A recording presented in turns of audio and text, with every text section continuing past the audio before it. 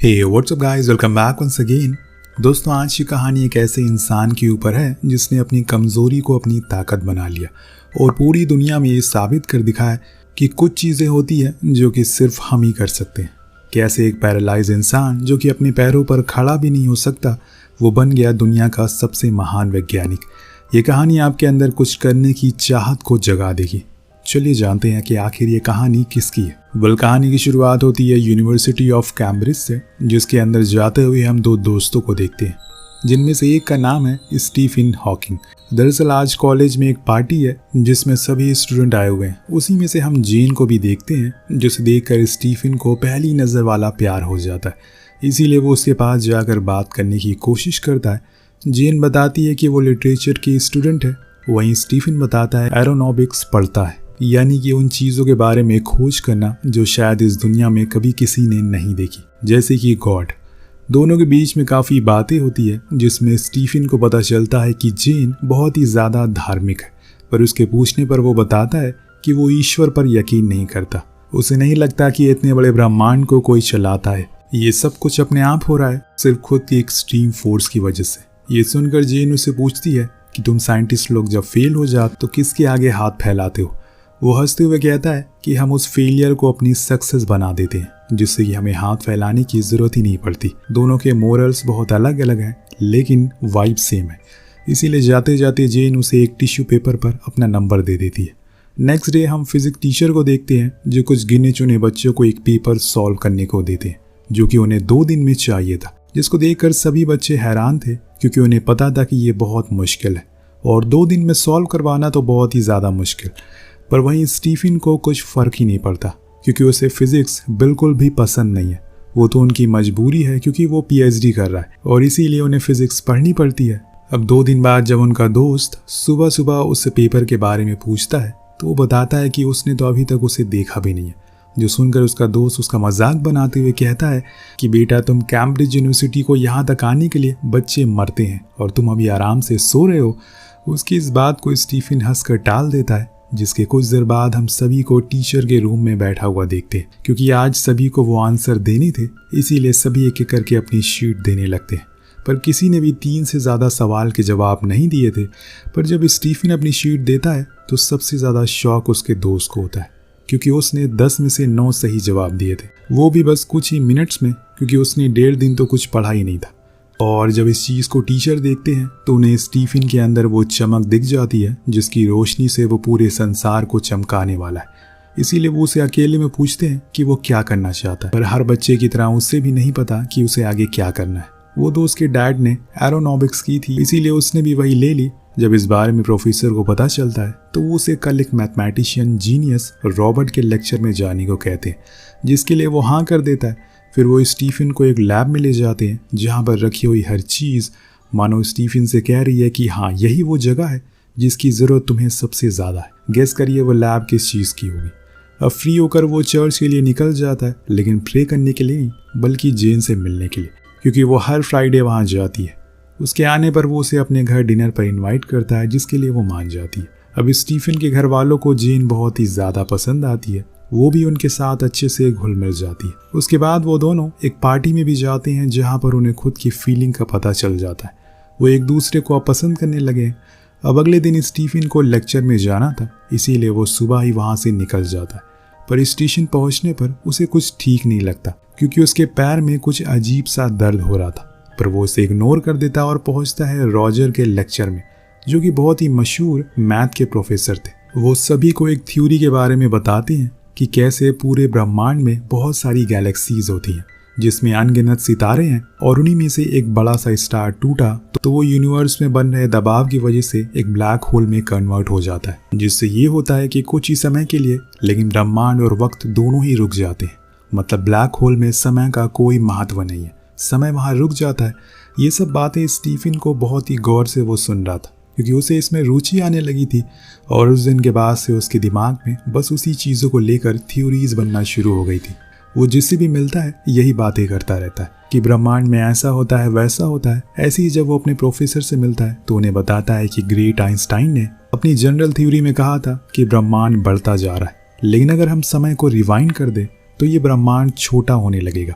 और समय के साथ वो और छोटा होता जाएगा, जिसका मतलब ये है कि जिस यूनिवर्स में हमारी पृथ्वी है वो असल में ब्लैक होल के फटने से बना है, जो कि धीरे धीरे अब फैलता जा रहा है। उसकी ये बातें सुनकर प्रोफेसर कहते हैं कि जो तुमने कहा वो सुनने के लिए बहुत अच्छी है, लेकिन तुम्हें सही साबित करने के लिए इसको प्रूव करना होगा। इससे मैथ डेवलप करके प्रूव करो, देन मुझसे आकर मिलना। स्टीफन को अपना लक्ष्य मिल गया था, इसीलिए वो उसी दिन उस थ्योरी को प्रूव करने में लग जाता। लेकिन दोस्तों, शायद उसकी किस्मत को कुछ और ही मंजूर था, क्योंकि कुछ दिन बाद उसकी तबीयत बिगड़ना शुरू हो जाती है। उसे बहुत ही ज्यादा कमजोरी महसूस होने लगी थी, जिसके कारण वो अपने पैरों पर सही से खड़ा तक नहीं हो पा रहा था। और फिर वही हो जाता है जिसका उसे डर था। स्टीफन कॉलेज असेंबली में गिर जाता है। जब उसकी आंख खुलती है तो डॉक्टर उसे बताते हैं कि तुम्हें मोरो न्यूट्रॉन नाम की बीमारी हो गई है, जिसमें इंसान का दिमाग शरीर की मसल्स पर अपना कंट्रोल धीरे धीरे छोड़ने लगता है, जिसकी वजह से तुम कुछ नहीं कर पाओगे, ना ही चल सकोगे, ना ही बोल सकोगे। यहाँ तक कि तुम्हें सांस लेने में भी दिक्कत होगी, पर तुम्हारा ब्रेन काम करता रहेगा। यानी कि जो तुम अभी सोच रहे हो वो तुम उस समय भी सोच सकते हो। आखिर में वो उसे बताता है कि तुम्हारे पास सिर्फ 2 साल का समय बचा हुआ है, उसके बाद तुम किसी और के मोहताज बन जाओगे। स्टीफन की अभी उम्र ही क्या है, वो जवान है, इसीलिए जब उसे इस बीमारी का पता लगता है तो वो पूरी तरह से टूट जाता है। अभी तो उसे जाकर अपनी ज़िंदगी का लक्ष्य मिला था और अब ये मुसीबत उसके सामने दीवार बनकर खड़ी हो गई। अब उसके पास 2 ही ऑप्शन है, या तो वो इस दीवार के इस पार बैठा रहे, यही सोचता रहे कि शायद उसने जो सोचा वो कोई और कर दे उसी से सीख कर, या फिर वो खुद इस दीवार को लात मार कर गिरा दे और अपनी कमजोरी को अपनी ताकत बना ले। उस दिन उसे मिलने के लिए रायन आता है, उसका रूममेट, जिसको स्टीफन अपनी बीमारी के बारे में सब कुछ बता देता है, जिसको सुनकर उसके लिए बुरा लगता है। उधर जेन भी बहुत परेशान होने लगी थी, क्योंकि अब वो ना तो उसे मिलता है और ना ही उससे बात करता है। इसीलिए एक दिन आखिरकार वो रायन से मिलती है, जो उसके बारे में सब कुछ बता देता है। जिसके बाद जेन उसके रूम में जाती है, जहाँ स्टीफन उसे ऐसा दिखाने की कोशिश करता है कि वो एकदम नॉर्मल है, उसे कुछ नहीं हुआ है। लेकिन जेन कहती है कि अगर तुम सच में ठीक हो तो चलो मेरे साथ पोकर गेम खेलो। स्टीफन चला जाता है, लेकिन वो तो सही से चल तक नहीं पा रहा था, और उसकी ऐसी हालत को देखकर जेन बहुत ही ज़्यादा उदास हो जाती है। उसकी आंखों से आंसू आने लगते हैं, जिस चीज़ को देखकर स्टीफन बहुत शर्मिंदा महसूस होता है। वो खुद के रूम में चला जाता है, लेकिन जेन यहाँ अपना प्यार का इजहार उसके सामने कर देती है, ये जानती हुए कि उसके पास समय बहुत कम है। लेकिन स्टीफन कहता है कि उसका शरीर कुछ ही सालों में खराब हो जाएगा। वो खुद को जिंदगी भर के लिए क्यों तकलीफ दे रही है, किसी और को ढूंढ ले वो। लेकिन जेन उसका साथ नहीं छोड़ना चाहती। वो उससे वादा करती है कि जब तक उसकी सांसें चलेगी तब तक उसके साथ रहेगी। अब कुछ दिन बाद, यानी कि 1965 में दोनों शादी कर लेते हैं, और फिर 1 साल बाद उनके घर एक बेटी आती है। उनको एक बेटी होती है। यह मैं आपको बता दूं कि इस बीमारी में कोई भी सेक्सुअल प्रॉब्लम नहीं होती, जो डॉक्टर ने जेन को बता दी थी। इसी दौरान स्टीफन अपनी थ्योरी पर काम करता रहता है। अब उसकी बेटी होने के बाद वो और भी खुश था, क्योंकि उसके लिए ये सुख काफ़ी अनमोल होता है। एक दिन वो अपनी थ्योरी को लेकर प्रोफेसर के पास जाता है और उन्हें वो दिखाता है, जिसको देखकर वो बहुत खुश होते हैं, जिसमें स्टीफन ने टाइम और ब्लैक होल की बेसिस पर काफ़ी अच्छी थ्योरी बनाई थी। लेकिन स्टीफन कहता है कि वो इस पूरी थ्योरी को एक इक्वेशन में बदलना चाहता है, जिसका नाम वो बिग क्रंच रखते हैं, और इसमें वो बताएगा कि जिस ब्लैक होल के कारण हमारी गैलेक्सी बनी थी वो अब धीरे धीरे कम होता जा रहा है और एक दिन वो सिकुड़ कर ख़त्म हो जाएगा। यही उनकी पहली रिलेटेड थ्योरी होगी, जिसे लोग आज भी याद करते हैं। कुछ दिन बाद उसने अपनी PhD की डिग्री भी पूरी कर ली। अब वो बन गया है डॉक्टर स्टीफन हॉकिंग, जिस खुशी को वो सभी दोस्त अपने घर पर डिनर पर बुलाते हैं, डिनर पर सेलिब्रेट करते हैं। पर इसी बीच हम देखते हैं कि वो खुद के पैरों पर खड़ा नहीं हो पाता और इसीलिए वो सीढ़ी पर गिर जाता है और उसी सीढ़ी पर बैठकर बहुत रोता है कि आज वो कितना मजबूर हो गया है। वहाँ उसकी बेटी भी उसे देख रही होती है। अब समय के साथ साथ उसे हर काम में जेन की ज़रूरत पड़ने लगती है, इसीलिए वो उसके लिए व्हील चेयर लाती है, जिसकी मदद से वो यहाँ से वहाँ जा सकेगा।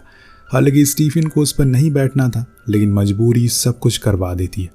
एक दिन जब वो स्वेटर पहन रहा होता है तो उसकी गर्दन उसमें अटक जाती है, जिससे कि उसे घबराहट होना शुरू हो जाती है। इसी बीच वो अपने रूम में जलती हुई आग को देखता है। तभी जेन आकर उसकी मदद करती है। पर यहाँ स्टीफन को अपनी वो इक्वेशन का मॉडल मिल चुका था, जिसकी मदद से वो ब्लैक होल और विजन के बारे में सभी को बताने वाला है, जिसे सुनकर सभी बहुत ही ज़्यादा खुश होते हैं, क्योंकि आज तक किसी ने ऐसा कुछ नहीं बनाया था। उस दौरान जेन भी होती है, जो उसकी इस कामयाबी का हिस्सा थी। अब उस रात उनके बैच के सभी दोस्त स्टीफन के साथ अच्छा समय बिताते। यहाँ देखते ही देखते लोगों के बीच में स्टीफन की चर्चा होने लगती है। उसकी लिखी हुई इक्वेशन बिकना शुरू हो जाती है, बिकना शुरू हो जाती है। वो कामयाब होने लगा था, लेकिन खुद के शरीर से वो बेहद ही परेशान हो चुका था, क्योंकि अब उसका कंट्रोल खुद की गर्दन पर भी नहीं था। वो जिस दिशा में मुड़ी है उसी में उसे पूरी जिंदगी काटनी होगी। पर उसकी जिम्मेदारियों की वजह से जेन की जिंदगी पर अब असर पड़ना शुरू हो गया है, जिस चीज़ की वजह से वो खुद की पढ़ाई पर फोकस नहीं लगा पाती। और जब उसकी मॉम ये देखती है तो उसे चर्च जाने को कहती है, जो कि वो जाना शुरू हो जाती है। और इसी दौरान वहाँ उसे जैक नाम का आदमी मिलता है, जो कि म्यूज़िक टीचर होता है। दोनों में अच्छी बातें होती हैं, इसीलिए जेन उसे घर बुलाती है ताकि वो उसकी बेटी को पियानो सिखा सके। वो स्टीफन से भी मिलता है, पर उसे भी समझ आ गया था कि शायद वो इस हाल में नहीं है कि अपनी बीवी की सारी ज़रूरतों को पूरा कर सके। इसीलिए वो उसे साफ शब्दों में कह देता है कि अगर तुम्हें किसी और की ज़रूरत है तो तुम उसे पूरा कर सकती हो, क्योंकि मैं अब इस काबिल नहीं हूँ। ये सुनकर जेन उसे गले से लग जाती है और रोना शुरू कर देती है। उधर अब धीरे धीरे करके जैक उसके घर आना जाना शुरू हो गया था, यहाँ तक कि वो अब स्टीफन और उसके बच्चों का भी ख्याल रखने लगा था। वो स्टीफन के पूरे परिवार का बहुत करीबी बन गया था, जो चीज़ स्टीफन देख रहा होता है लेकिन कुछ कहता नहीं है। अब दिन ब दिन जेन और जैक की करीबी भी बढ़ने लगती है। फिर कुछ दिन बाद जेन एक बार फिर से प्रेग्नेंट हो जाती है, लेकिन उस गैदरिंग के दौरान सभी आपस में यही बात कर रहे होते हैं कि ये बच्चा असल में स्टीफन का नहीं है। जो चीज़ जेन की माँ उसे पूछती भी है, पर वो उन्हें साफ साफ बता देती है कि ये बच्चा स्टीफन का ही है। लेकिन ये चीज़ जैक सुन लेता और वहाँ से जाने लगता है। लेकिन जेन उसे रोक कर कहती है, तुम्हारी ज़रूरत सिर्फ मुझे नहीं बल्कि मेरे बच्चों और स्टीफन को भी है। अब दोनों ये भी कह देते हैं कि उनके अंदर एक दूसरे के लिए फीलिंग है, पर वो कभी किसी के सामने इस चीज़ का जिक्र नहीं करेंगे। इसके बाद एक दिन स्टीफन को ओपरा पर आने के लिए इनविटेशन मिलता है, इसीलिए जेन भी तैयार होती है। लेकिन स्टीफन मना कर दी, तुम्हें मेरे साथ जाने की ज़रूरत नहीं है, तुम बच्चों के साथ कैंपिंग के लिए या जैक को बुलाओ, वो तुम लोगों को ले जाएगा। तो जेन कहती है कि वो अब नहीं आएगा, तो स्टीफन खुद ही चर्च चला जाता है ताकि वो जैक से मिल सके। दरअसल दोस्तों, स्टीफन एक प्रैक्टिकल इंसान है। उसे पता है कि ह्यूमन फिजिकल नीड क्या होती है जिसको वो पूरा नहीं कर सकता। इसीलिए वो उसे जेन के साथ जाने को कहता है और खुद ओपरा के लिए निकल जाता है। लेकिन वहाँ उनकी हालत बहुत ही ज़्यादा ख़राब हो जाती है और उसे फ़ौरन ही हॉस्पिटल में एडमिट किया जाता है, जहाँ जेन को पता चलता है कि स्टीफन को निमोनिया हो गया है और अब वो वेंटिलेटर पर है। हमें जल्द से जल्द उसका ऑपरेशन करना होगा, जिसके लिए उनके गले में एक पाइप डालनी होगी और इसी से इन फ्यूचर वो खाना खाएगा। लेकिन इसके बाद से वो कभी भी कुछ बोल नहीं सकेगा। अब स्टीफन के लिए बोलने से ज़्यादा उसकी ज़िंदगी ज़रूरी है, इसीलिए वो हाँ कर देती है और फिर उसका ऑपरेशन किया जाता है। पर वो कभी भी ज़िंदगी में बोल नहीं पाएगा।